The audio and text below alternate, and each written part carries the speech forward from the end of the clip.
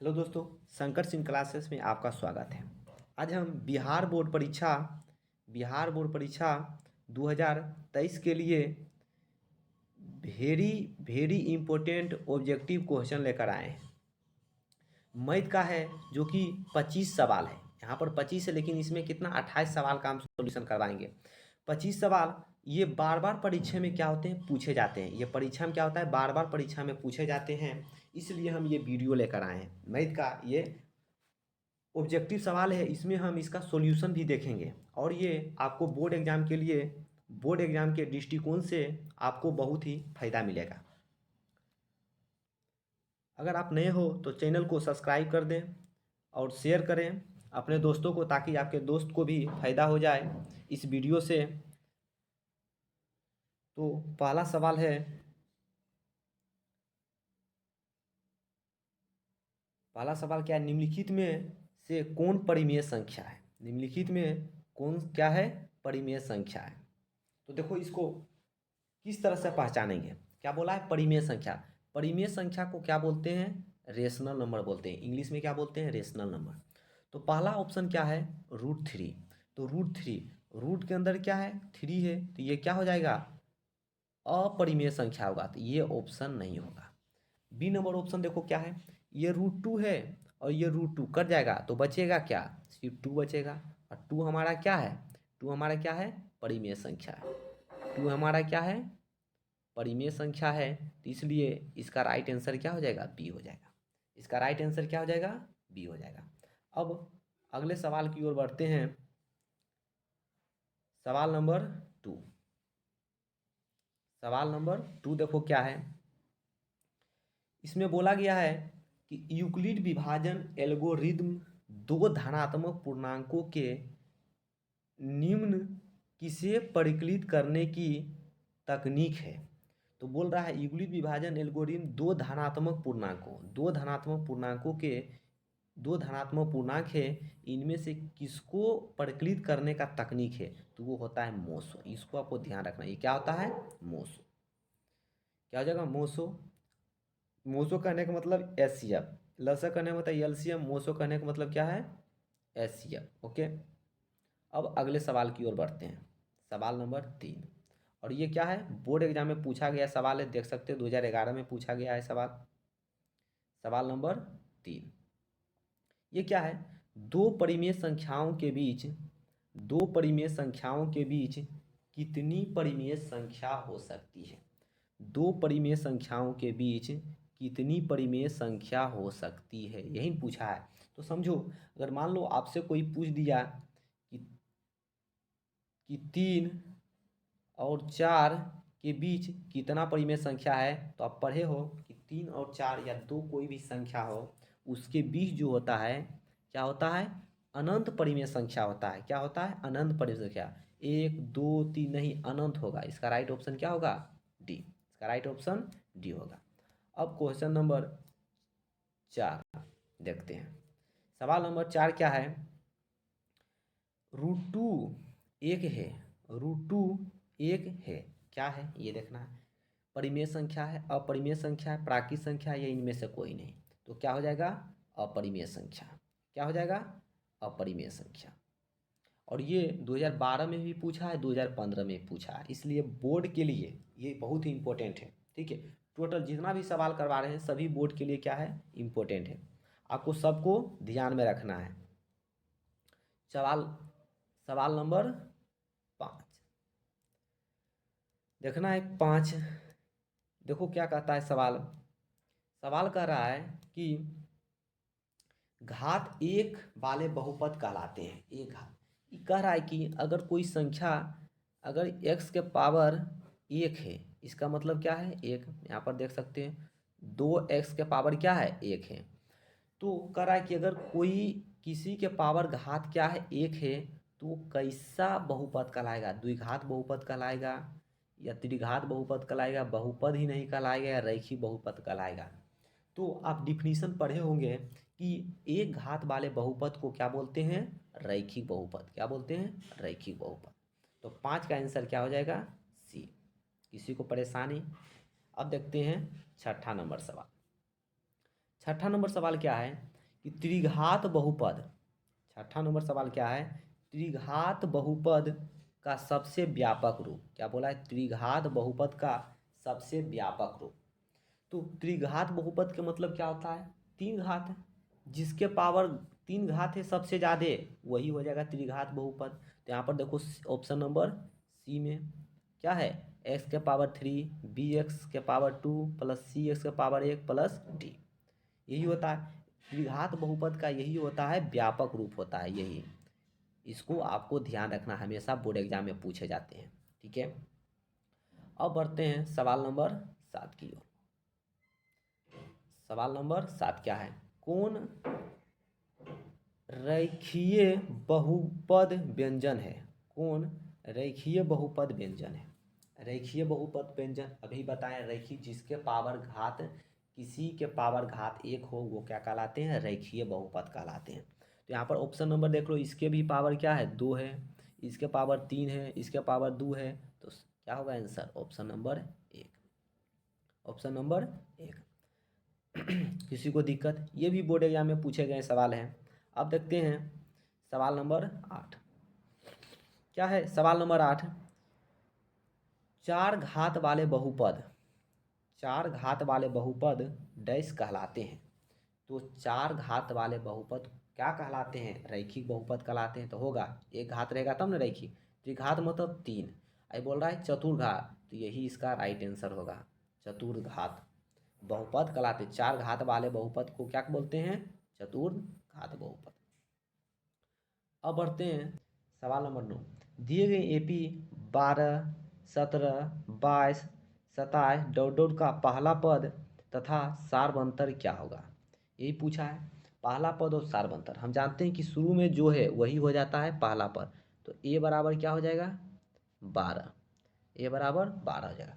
सार्वंतर क्या होता है? सार्वंतर को डी से डिनोट करते हैं, अब बराबर सेकेंड पद में पहला पद को घटा देते हैं, 17 माइनस 12, तो क्या हो जाएगा? 17 में से 12 घटाएंगे कितना होगा? 5। तो ए बराबर 12, डी बराबर 5, तो 12 5 किस ऑप्शन में है? पहला ऑप्शन में, पहला ऑप्शन में, तो 12 एंड 5 यही इसका क्या हो जाएगा? आंसर हो जाएगा। ओके, अब इसका देखते हैं बी नंबर सवाल।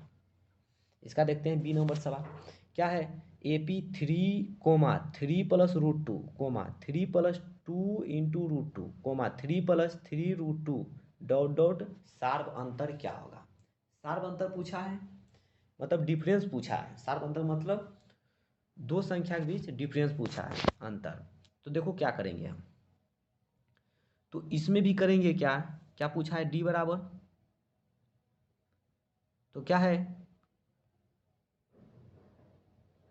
3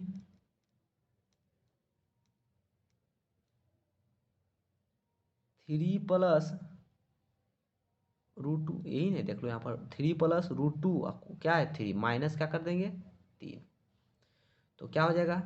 3 3 देखो कट गया, ये प्लस में ये माइनस में कट के 0 हो जाएगा। अब बचा क्या? √2, बचा क्या? √2, यही बचेगा, क्या बचेगा? √2, तो इसका क्या हो जाएगा? आंसर क्या हो जाएगा? √2 इसका आंसर हो जाएगा। अब देखो इसको हम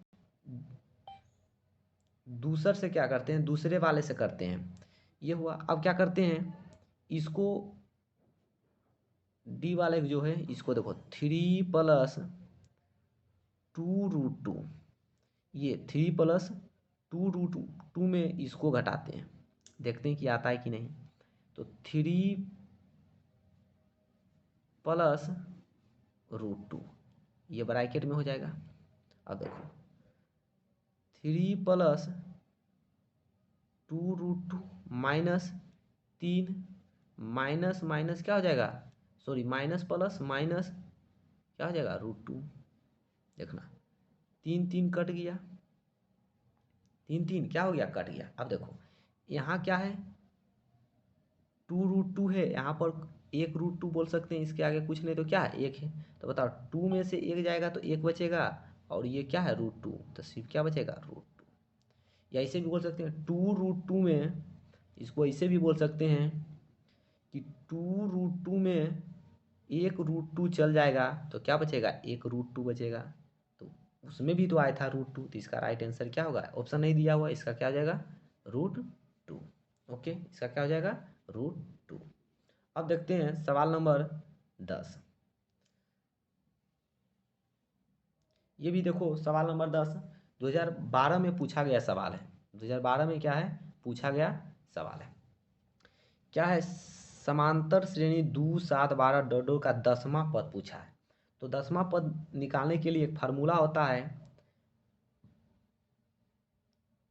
Tn बराबर a plus n-1 into D. तो a के मान क्या है, a के मान ये शुरू वाला ही होता है 2। d का मान क्या होता है, T2 माइनस टी, और मतलब 7 में 2 घटा देंगे,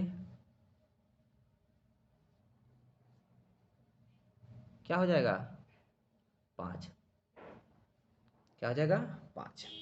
तो a देखना, a बराबर क्या लिखेंगे, 2 प्लस, हमको पूछा क्या, T10 ने पूछा है, 10वां पद मतलब T10, n के जगह पर क्या हो जाएगा, 10 हो जाएगा, n के जगह पर 10। तो यहाँ भी 10 माइनस 1, और d की जगह पर क्या होगा, 5। देख लो, 2 प्लस 10 में जाएगा 9, अगुने 5, तो 9 पचे 45, और 2 कितना हो जाएगा, 47। तो ऑप्शन नंबर 1 में है, क्या हो जाएगा, 47। तो 10 नंबर सवाल क्लियर हो गया। अब बढ़ते हैं 11 नंबर सवाल की ओर। अब 11 नंबर सवाल देखो क्या है, समझना है थोड़ा। 11 नंबर सवाल को आपको क्या करना है, समझना है। देखो, दो त्रिभुज में संगत कोण बराबर है, दो त्रिभुज में संगत कोण बराबर है तथा संगत भुजाएं एक ही अनुपात में है, तो इन दो त्रिभुज को क्या कहते हैं, यहाँ पर लिखा हुआ इन दो त्रिभुज को क्या कहा जाता है, समरूप त्रिभुज कहा जाता है, या समांतर त्रिभुज कहा जाता है, या दोनों, या इनमें से कोई नहीं। तो इसको समझो, क्या है, दो त्रिभुज है,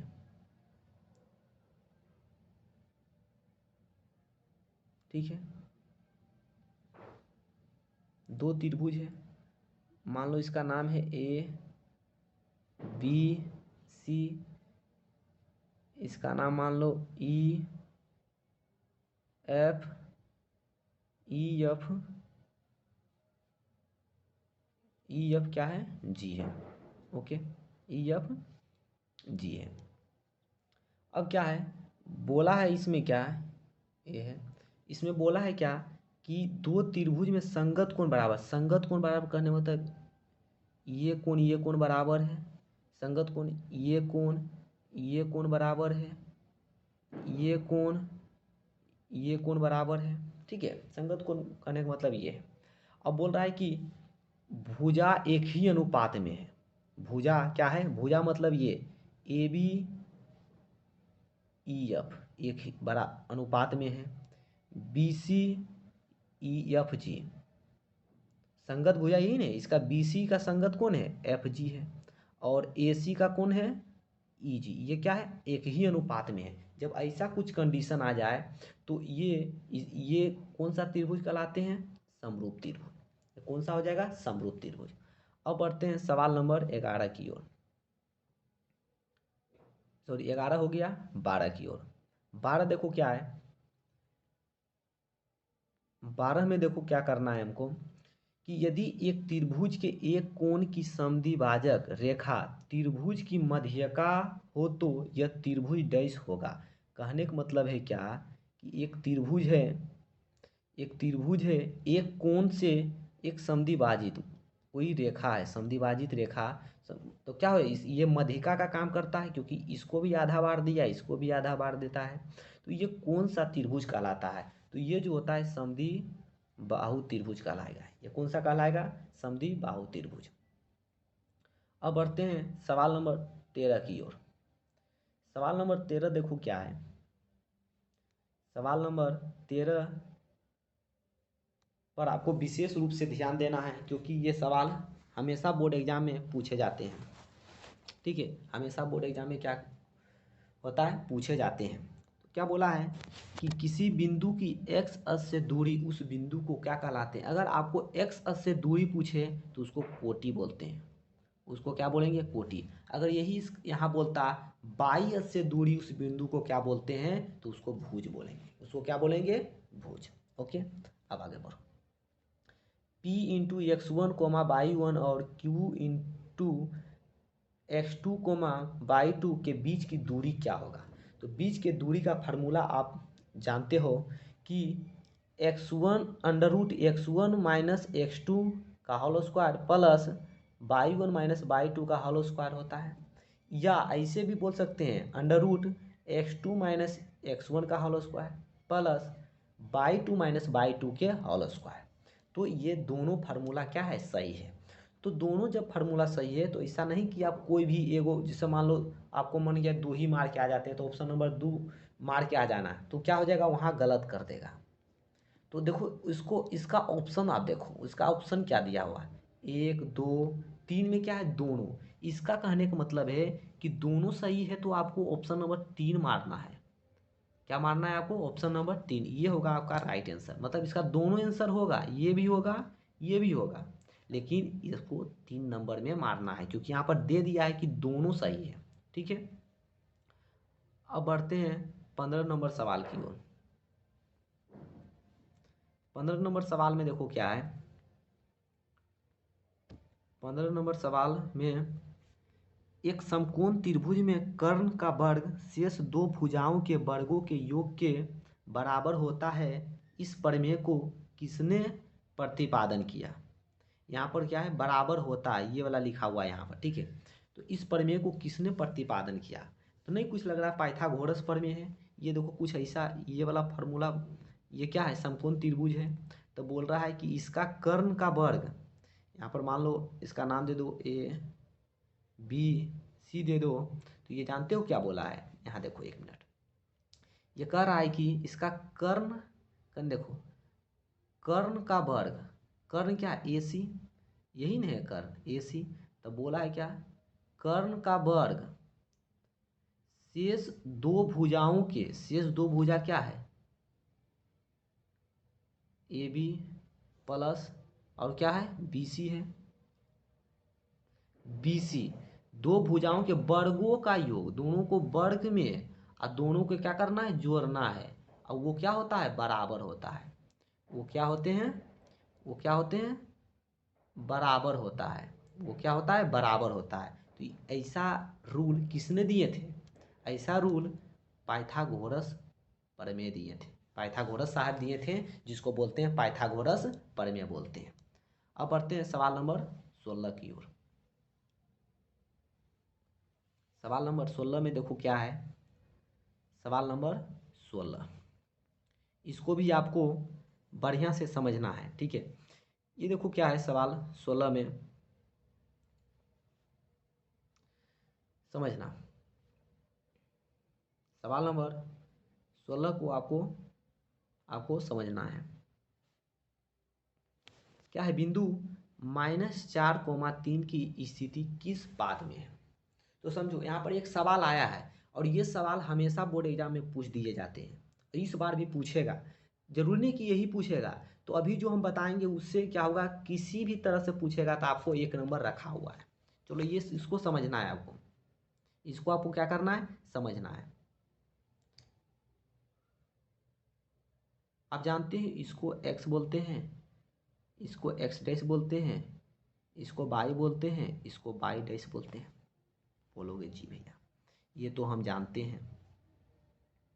ये अगर आप जानते हो तो आप ये भी जानते हो कि इसको बोलते हैं, इसको बोलते हैं प्रथम पाद, इसको बोलते हैं द्वितीय पाद, इसको बोलते हैं तृतीय पाद और इसको बोलते हैं चतुर्थ पाद।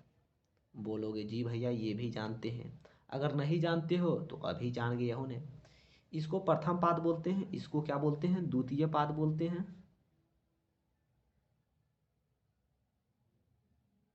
इसको द्वितीय पाद बोलते हैं। ठीक है, इसको क्या बोलते हैं, द्वितीय पाद बोलते हैं, और इसको तृतीय पाद, इसको चौथा पाद। चतुर्थ पाद बोलते हैं। ठीक है, तो अगर आप ये जानते हो तो आप ये भी जानते होगे कि प्रथम पाद में प्लस प्लस होता है, बोलोगे जी भैया। तो सेकेंड पाद में क्या होता है, माइनस प्लस होता है, शुरू में माइनस बाद में प्लस। ठीक है, और थर्ड में क्या होता है, दोनों माइनस होता है। फोर्थ में क्या होता है, पहले प्लस होता है फिर माइनस होता है, पहले प्लस होता है फिर माइनस होता है। तो सवाल क्या है, -4,3 की स्थिति किस पाद में, तो पहले क्या है, माइनस है, अब सेकेंड में क्या है, कुछ नहीं आगे तो प्लस है, शुरू में क्या है, माइनस प्लस किस में है, माइनस प्लस क्या है, सेकेंड पाद में। अब इसको स्क्रीनशॉट ले लोगे और कॉपी में लिख लोगे, ठीक है, ताकि बोर्ड एग्जाम में 1 नंबर 2 नंबर आपका आ जाए। तो ये क्या हो जाएगा, द्वितीय पाद। तो ये क्या हो जाएगा, द्वितीय पाद में इसका होगा आंसर, इसका क्या हो जाएगा, द्वितीय पाद, इसका क्या हो जाएगा, द्वितीय पाद। अगर इसके जगह पर दे देता, इसके जगह पर आपको सवाल दे दिया जाता, इसके जगह पर अगर आपको सवाल दे दिया जाता कि बताओ 5 कोमा -3, 5 कोमा ये 3 है -3 किस पाद में है, तो क्या बताओगे, चतुर्थ पाद में। क्या हो जाएगा, चतुर्थ पाद में। ओके, तो इसका राइट आंसर क्या हो जाएगा, इसका राइट आंसर हो जाएगा द्वितीय पाद। क्या हो जाएगा, द्वितीय पाद। ठीक है, अब देख लो 17 नंबर सवाल अभी बताएं इसमें। उस समय ये क्या है, बाई अक्ष से दूरी उस बिंदु को क्या बोलते हैं, बाई अक्ष से दूरी उस बिंदु को क्या बोलते हैं, तो यहाँ पर ये हो जाएगा भुज, ये क्या हो जाएगा, भुज। और एक्स अक्ष से बोलेगा तो कोटि हो जाएगा। ओके, अब बढ़ते हैं सवाल नंबर 18 की ओर। सवाल नंबर 18, तो देख लो सवाल नंबर 18 है, पिछले सवाल जैसा है कि P x1 coma y1 x2 coma y2 के बीच की दूरी क्या हो जाएगा, तो इसका दोनों हो जाएगा आंसर। ठीक है, अब बढ़ते हैं सवाल नंबर 19 की ओर। सवाल नंबर 19 की ओर बढ़ते हैं। तो सवाल नंबर 19 में देख लो क्या है, पीछे वाले फार्मूला पर ही ये सवाल दिया हुआ है कि बिंदु 2,3 एवं 4,1 के बीच की दूरी क्या होगा, एक के बीच के दूरी क्या होगा। तो यहाँ पर आपको समझना है विशेष रूप से, क्योंकि ये भी सवाल बोर्ड एग्जाम में पूछ दिए जाते हैं। ठीक है, और देखो 2013 में पूछा गया सवाल है। तो क्या करेंगे, जो 2 जो है ना, पहले इसको पहचान लो कि किसको क्या बोलते हैं। ये 2 जो है ना, इसको x1 बोलते हैं। ठीक है, और ये जो 3 जो है ना, इसको बोलते हैं y1। और जो 4 जो है ना, इसको बोलते हैं x2, इसको बोलते हैं y2। y2 किसको बोलते हैं, 1 को। y2 किसको बोलते हैं, 1 को। आपको ये अगर आता है तो अच्छी बात है, नहीं आता है तो अब जान गए हो। ठीक है, फार्मूला हम जानते हैं, फार्मूला हम जानते हैं, दूरी बराबर, फार्मूला जानते हैं x1 माइनस x2 के whole square plus y1 minus y2 के होल स्क्वायर। बोलोगे जी, ये अंडर रूट ही रहेंगे। x1 के जगह पर क्या है, 2 है, x2 के जगह पर क्या है, 4 है, स्क्वायर प्लस y1 क्या है, 3 है, y2 क्या है, y2 यहाँ पर 1 है। अब इसका क्या करोगे, स्क्वायर करोगे। तो समझना यहाँ पर 2 में 4 जाएगा तो क्या बचेगा, -2, -2 का स्क्वायर करेंगे तो 4, प्लस में 4, माइनस माइनस प्लस हो जाता है, प्लस 3 में 1 जाएगा 2, 2 का स्क्वायर करेंगे 4, तो बचेगा क्या, अंडर रूट 4 4 8, क्या बचेगा, अंडर रूट 8। ये फाइनल क्या है, √8, कहीं √8 है नहीं, यहाँ पर तोड़ना, इसको भी क्या करना है, तोड़ना है, समझो, इसको भी क्या करना है, तोड़ना है। फाइनल क्या आया था, √8। √8 को क्या करो, तोड़ो।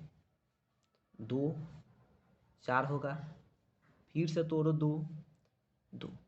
तो इसको हम ऐसे लिख सकते हैं, 2 गुने 2 बोलोगे जी, लिख सकते हैं बिल्कुल। अब देखो, जब रूट के अंदर एक जी से, अब देखो स्क्वायर वाला चीज़ है ना, तो देखो इसमें क्या करेंगे, जोड़ा लगाएंगे। अंडर रूट है ना, अंडर रूट है और इसको बोलते हैं स्क्वायर रूट बोलते हैं, तो अंडर रूट 2 का जोड़ा लगाएंगे, 2 का। अब ये बेचारा बच गया इकल्ला। जब 2 को सेम जैसा है तो एगो बाहर निकल जाता है, मतलब एगो 2 बाहर निकल जाएगा और जो बच गया है ये रह जाएगा। यही इसका क्या हो जाएगा, आंसर हो जाएगा। इसका राइट आंसर ए होगा। इसका राइट आंसर क्या हो जाएगा, ए। अब बढ़ते हैं सवाल नंबर 20 की ओर।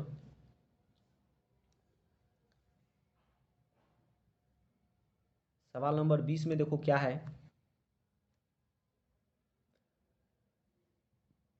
सवाल नंबर 20 क्या है, किसी बिंदु की किसी बिंदु की बाई अक्ष से दूरी, किसी बिंदु की बाई अक्ष से दूरी उस बिंदु का कहलाता है, उस बिंदु का कहलाता है। तो क्या कहलाते हैं, बाई निर्देशांक, एक्स निर्देशांक, कोटि।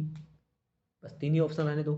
किसी बिंदु की बाई अक्ष से दूरी, तो बाई अक्ष से दूरी की बात नहीं बोल रहे हैं, तो बचेगा क्या होगा, एक्स निर्देशांक। क्या कहलाएगा, एक्स निर्देशांक। अब बढ़ते हैं सवाल नंबर 21। सवाल नंबर 21 की ओर। देख लो सवाल नंबर 21 में क्या है। ये भी बहुत बढ़िया सवाल है। ये भी बोर्ड एग्जाम में 2011 में पूछा गया सवाल है कि ये जो फार्मूला दिया हुआ है ये क्या कहलाता है, कौन सा फार्मूला कहलाता है, विभाजन सूत्र, दूरी सूत्र, या दोनों, या इनमें से कोई नहीं। चलो बताओ इसका क्या होगा। 1 2 3 4 में कौन सा ऑप्शन होगा, तो ये कहलाते हैं विभाजन सूत्र। कौन होगा, विभाजन सूत्र। ये वाला जो फार्मूला होता है ये क्या होते हैं, विभाजन सूत्र होता है। ठीक है। अब बढ़ते हैं सवाल नंबर 22 की ओर। सवाल नंबर 22, ये भी सवाल आपको समझना है बारीकी से, और ये भी सवाल इम्पोर्टेंट सवाल में से एक सवाल है। समझो क्या है, साइन थीटा बराबर ए, साइन थीटा बराबर ए, साइन थीटा बराबर ए, तो कोसेक थीटा बराबर 1/a होगा। सही है या गलत, यही हमको क्या करना है, चुनना है, सही है या गलत। तो देखो साइन थीटा का मान क्या है, ए है, तो हम जानते हैं कि साइन थीटा का उल्टा कोसेक थीटा होता है। तो साइन थीटा का मान ए है, इसका मतलब a/a। जब इसको पलटेंगे तो 1/n होगा, और साइन का उल्टा कोसेक होता है तो 1/a क्या है, सही ही है। बोलोगे भैया इसे हमको समझ में नहीं आया, चलो कोई बात नहीं है, इसको फिर से समझाते हैं। ऐसे नहीं समझ में आया तो देखो ऐसे तो आएगा समझ में। साइन थीटा बराबर क्या दिया हुआ, ए को ऐसे भी लिख सकते हैं, बोलोगे जी। अब इसको बताओ, साइन का फॉर्मूला याद है, क्या होता है, लंब बटा कर, बोलोगे जी, आता है। अब क्या है, हमको कोसेक थीटा, तो यही बोला कि कोसेक थीटा बराबर इतना लिख सकते हैं या नहीं, यही बोला है पहचाने के लिए। समझो कोसेक थीटा बराबर क्या होता है फॉर्मूला, कर्म बटा लंब। तो बताओ कर्म बराबर कितना दिया हुआ है, बोलोगे 1। कर्म बराबर क्या दिया हुआ है, 1।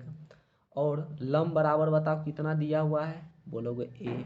तो कोसेक थीटा बराबर कितना यार, 1/a। तो यहाँ पर क्या दिया हुआ है, 1/a ही तो दिया हुआ है, तो इसका मतलब ये क्या है, सही है। ये क्या हो जाएगा, सही। कोई दिक्कत, बोलोगे नहीं। अब समझो, अब 22 के बी देखो, 22 का बी क्या है, देखना।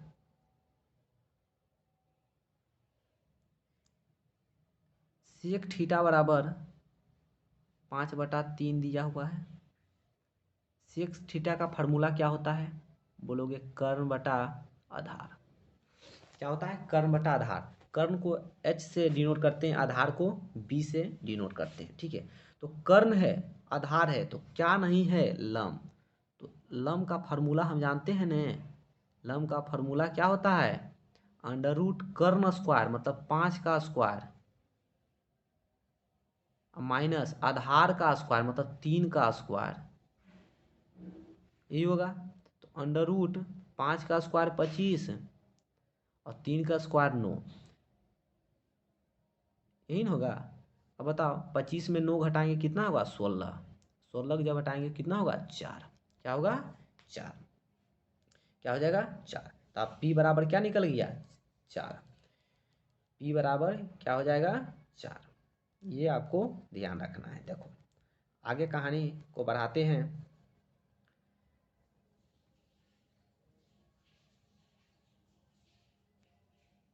P बराबर क्या निकल गया, P बराबर 4 निकल गया, P बराबर 4 निकल गया।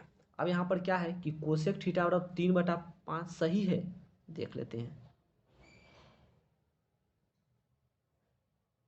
कोसेक थीटा बराबर फार्मूला बताओ क्या होता है, बोलोगे जी भैया इसका फार्मूला होता है आधार बटा कर्ण बटा लंब होता है, यही होता है, कर्ण बटा लंब। कर्ण को हम H से करते हैं और लंब को क्या करते हैं, P से। अब कर्ण का मान देख लो क्या है, कर्ण का मान क्या है, 5,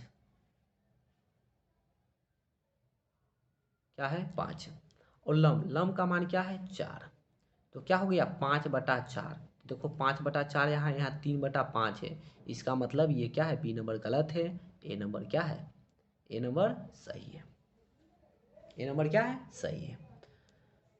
ये भी बोर्ड एग्जाम में पूछे जाते हैं ये सवाल, ठीक है। अब बढ़ते हैं सवाल नंबर 23 की ओर। सवाल नंबर 23,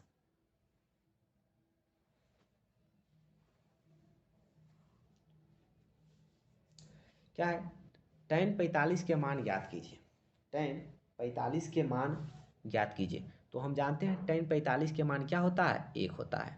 tan 45 के मान क्या होगा, 1, tan 45 के मान क्या होगा, 1 होगा, ठीक है। अब बढ़ते हैं सवाल नंबर 24 की ओर।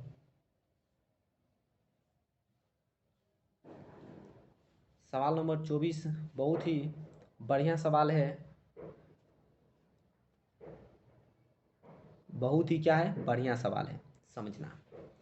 त्रिभुज ABC में जिसमें C पर क्या है, समकोण है, AC बराबर 6 सेंटीमीटर दिया हुआ है, AB बराबर 12 सेंटीमीटर है, तो कोण A का क्या बोला है, मान ज्ञात बोला है, मान ज्ञात कीजिए। कोण A का क्या बोला है, मान ज्ञात कीजिए। आपको कोई परेशानी, जी नहीं, बोलोगे नहीं। अब क्या करना है इसमें, सबसे पहले तो ऐसे सवाल में आपको त्रिभुज पार लेना है। सबसे पहले आपको क्या करना है, आपको ऐसे सवाल में सबसे पहले आपको त्रिभुज पार लेना है, ठीक है। और नाम भी दे देना है त्रिभुज का, A B C, A B C, okay, A B C, okay. अब देखो यहाँ पर क्या बोला है, A B C, यहाँ पर ये ऐसे इस तरह से नहीं होगा, यहाँ पर नाम क्या होगा, थोड़ी सी चेंजिंग करना होगा नाम में, नहीं तो क्या हो जाएगा, इस तरह से बैठेगा नहीं। इसका क्या होगा, A, इसका नाम देना है B, इसका नाम देना है C। क्यों, क्योंकि यहाँ पर देखो दिया है C पर क्या है, समकोण है, इसको समकोण बनाना है ना, ठीक है, समकोण। अब बोला AC बराबर 6, ये AC है, तो AC बराबर बोला है क्या, 6, AC बराबर क्या बोला है, 6, AC बराबर 6 बोला है। और AB बराबर 12, AB किधर गया, सॉरी, AC बराबर 6 ये है, 6 ये है, और ये क्या है, ये यहाँ पर क्या दिया है, 12, यहाँ पर क्या दिया है, 12। तो बोला है कोण A के मान ज्ञात कीजिए। तो क्या बोला इसमें, कोण A का मान ज्ञात कीजिए। कोण A का मान क्या मतलब, ये वाला कोण को क्या करना है, ज्ञात करना है, कोण A का मान क्या होगा, यही इस सवाल में पूछा गया है। तो देख लो क्या करेंगे, समझना, ठीक है। इसमें आपको क्या करना है, समझना है बहुत ही बढ़िया से, बहुत ही बढ़िया सवाल है। तो कोण ए का मान पूछा है, कोण ए का मान पूछा है तो किस तरह से ज्ञात करेंगे। तो अच्छा ये बताओ, कोण ए है, कोण ए पूछा है तो इसके सामने वाला भुजा क्या हो जाएगा, लंब हो जाएगा, ये आधार हो जाएगा, ये वाला क्या हो जाएगा, कर्ण हो जाएगा, ये वाला कर्ण हो जाएगा। तो ये बताओ, कोण ए पूछा है, हमारे पास क्या है, यहाँ पर 12 का मान पता है, 6 का मान पता है, तो हमको आधार पता है 6, क्योंकि इसके सामने ये लंब होगा तो ये क्या होगा, आधार ही तो होगा, बी। आधार को बी से करते हैं, बी आधार है, अरे होगा कि नहीं, आधार है। तो आधार बटा कर्ण, तो देखो कोस थीटा अगर फार्मूला लगाते हैं, कोस थीटा बराबर फार्मूला क्या होता है, आधार बटा कर्ण। तो समझना, कोस थीटा बराबर आधार कितना है 6 और कर्ण कितना है 12, जब कटेगा 1/2 बचेगा, 1/2 बचेगा कि नहीं। कोस थीटा बराबर क्या बचेगा, 1/2, 1/2। अब समझना, ऊपर समझना है कि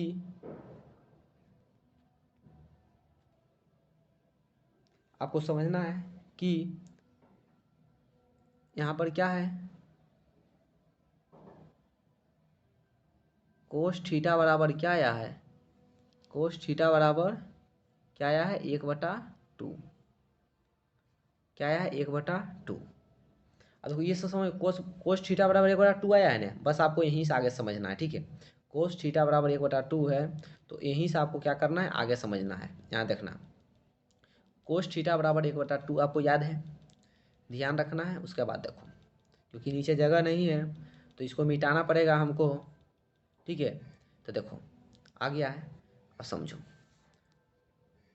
कोस थीटा बराबर क्या है, कोस थीटा बराबर क्या आया था, 1/2, 1/2। अब समझना, हमको बोला है कोण ए का मान, तो देखो कोस थीटा बराबर, अच्छा ये बता 1/2, 1/2 कोस कितना का मान है, 1/2, 1/2 कितना का मान है आप जानते हो, 1/2, 1/2 कोस कितना का मान है, क्योंकि हम अगला वीडियो इसी पर लाने वाले हैं कि कोस 30 का मान क्या होगा, कोस 60 का मान क्या होगा, 45 का मान क्या होगा, tan 30 का मान क्या होगा, tan 45 का मान क्या होगा।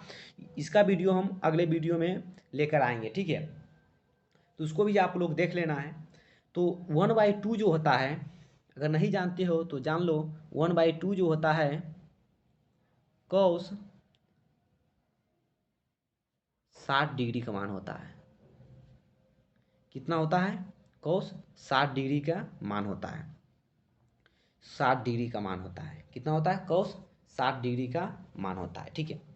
कोस 60 डिग्री का मान, तो अच्छा ये बताओ, ये कोस कोस कट जाता है, यहाँ काट के दिखाना नहीं, बस यहाँ आपको समझाने के लिए दिखाएं। ये क्या होता है, कैंसिल आउट हो जाता है कोस कोस। अभी क्या है, थीटा बचा, क्या है थीटा, इधर क्या बचा 60, इधर क्या बचा 60, इधर क्या बचा 60। तो थीटा बराबर क्या हो जाएगा 60 डिग्री। लेकिन समझो हम थीटा लेकर आए, लेकिन हमसे क्या पूछा था, कोण ए ने, तो यहाँ पर क्या लिखेंगे, कोस ए बराबर न होगा आधार बटा कर्ण, तो यहाँ पर क्या लेके आते हैं, कोस ए, तो यहाँ भी कोस ए होता, कोस ए होता है तो यहाँ भी ए आता, तो ए बराबर क्या निकल गया 60, ए बराबर 60, तो इसका मान क्या हो जाएगा 60 डिग्री, इसका मान क्या हो जाएगा 60 degree. Option number A, option number क्या हो जाएगा ए, ऑप्शन नंबर ए। अब बढ़ते हैं 25 नंबर सवाल की ओर, देख लो। उससे पहले यहाँ पर देखो दे दिया गया है, दे दिया है, देखो हमने क्या बोला था, कोस 1/2, देखो 1/2 किसका है, इसके सामने देखो, सामने, और कोस 60 का मान क्या है 1/2, इसी का मान क्या है 1/2, देख लो कोस है, इसके सामने 1/2 जो है किसका है 60 का मान, किसका है 60 का मान है 1/2, ठीक है। तो इसका आप क्या करना है, आपको स्क्रीनशॉट ले लेना है और इसको याद कर लेना है। अगर आपको याद नहीं करना है तो अगला वीडियो हम लेकर आएंगे, उसको आपको देखकर आपको ध्यान में रखना है। एक कॉन्सेप्ट, एक तरीका से आपको ये टेबल बनाना सिखाएंगे, ठीक है। चलो आगे की ओर बढ़ते हैं। 25 नंबर सवाल।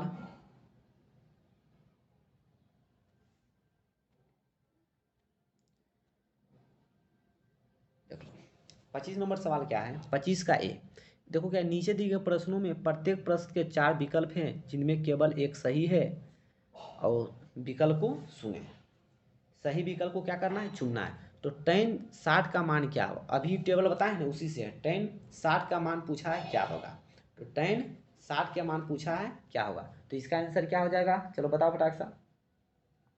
देखो याद नहीं रहेगा ना, तो इसके लिए भी बहुत तरीका है, अब हम बताएंगे अगले वीडियो में। इसको देखो, tan होता है साइन, साइन बटा कोस। तो साइन 60 के मान याद रहेगा तो हो जाएगा। साइन 60 कोस 60 का मान रहेगा तो क्या हो जाएगा, इसका आंसर भी आप निकाल सकते हो। तो इसका क्या हो जाएगा, √3 हो जाएगा। इसका क्या हो जाएगा, √3, ठीक है। अब पूछा है सेक 0 का मान, क्या पूछा है, सेक 0 का मान। तो सेक 0 का मान 1 होता है, क्योंकि सेक होता है कोस के उल्टा। तो कोस 0 के मान जो होता है, सॉरी, कोस 0 का मान होता है, क्या होता है, 1। कोस 0 का मान होता है 1, तो इसलिए सेक 0 का मान भी क्या होगा, 1 होगा। इसका राइट आंसर क्या हो जाएगा, 1। इसका राइट आंसर क्या हो जाएगा, 1 हो जाएगा। ओके, अब बढ़ते हैं अगले सवाल की ओर। अब इसका सी नंबर सवाल देखते हैं। सी नंबर सवाल, ये सब बोर्ड एग्जाम में पूछे गए सवाल है। कोट 30 डिग्री का मान, कोट 30 डिग्री, tan 30 के मान जो होगा उसका उल्टा होता है कोट 30 के मान। तो tan 30 के मान जो होता है, कौन कुछ क्या बोलता है, tan 30 का मान जो होता है उसका उल्टा होता है कोट 30 का मान। तो देख लो कोट 30, तो देख लो यहाँ पर कोट 30, कोट 30 के मान क्या है, √3। कोट 30 के मान क्या है, √3 है। तो यहाँ पर क्या हो जाएगा, यहाँ पर हो जाएगा √3। यहाँ पर क्या हो जाएंगे, यहाँ पर हो जाएगा √3। यहाँ पर क्या हो जाएगा, √3। अब डी नंबर सवाल देखना है, निम्नलिखित में से किसका मान 1/√3 के बराबर होता है, 1/√3 के बराबर होता है। तो किसका हो जाएगा, tan 30 के मान क्या होता है, 1/√3। tan 30 के मान क्या होता है, 1/√3। देख लो, 23 tan 30 के मान, tan 30 के मान क्या होता है, 1/√3 होता है, 1/√3 होता है। कोई दिक्कत परेशानी नहीं। अब आगे की ओर बढ़ते हैं। अब हमको देखना है अगले नंबर सवाल क्या है, निम्नलिखित में कौन साइन 60 के बराबर होगा, साइन 60 के बराबर होगा। ये हमको देखना है कि साइन 60 के बराबर कौन होगा, तो ये देखना है। तो देख लो, साइन 60 का मान कितना होता है, साइन 60 का मान होता है √3/2। साइन 60 का मान होता है √3/2। तो खोजना है कि इसमें से कौन होगा इसके बराबर। तो देख लो, tan 30 का मान दूसरा कोर पे जा रहे, तो कोस 30, तो कोस 30 का मान होता है √3/2। तो इसका राइट आंसर क्या हो जाएगा, डी नंबर, ठीक है। अब देखना है एफ नंबर, कोस 30 का मान, तो कोस 30 का मान होता है √3/2, क्या हो जाएगा, √3/2। अब देखते हैं अगले नंबर सवाल, 26 नंबर सवाल। ऐसा करते हैं, 25 को ही सवाल का आज सॉल्यूशन देखते हैं, फिर अगले दिन अगले वीडियो में फिर से हम मैथ का ऑब्जेक्टिव का सवाल लेकर आएंगे बोर्ड एग्जाम के दृष्टिकोण से। अगर आपको ये वीडियो पसंद आया तो लाइक शेयर ज़रूर करें, अपने दोस्तों को शेयर करें, ताकि आपके दोस्त को भी बोर्ड एग्जाम में फ़ायदा हो जाए। ओके बच्चों, जय हिंद।